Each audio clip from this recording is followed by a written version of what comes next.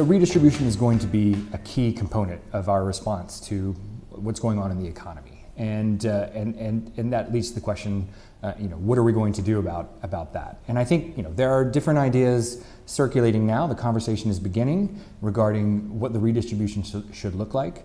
I think the idea of a universal basic income is interesting. I don't think we're going to see it in the next 5 or 10 years, but it's good to start having a conversation about what the effects would be. But for that to happen, I think we have to see a few different and very big changes take place. One is that we have to have a change across society in how we think about work and in how we think about the role of the state. So right now the welfare state is like an insurance system. You pay into it when you're working. If you have bad luck or as you retire, then you draw out of it. And so everyone is both a worker and a recipient of the insurance system.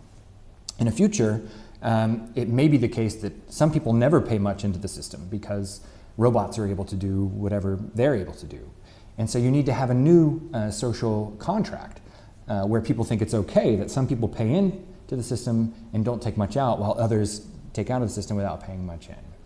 And so we have to have a change in our way of thinking. Of course, we're also going to have to pay for it somehow. And that's going to mean new taxes. It's going to mean cooperation between governments so that the very rich can't move their wealth to places where taxes can't reach it. But I think people sometimes think, the taxes that are going to be necessary are unthinkable.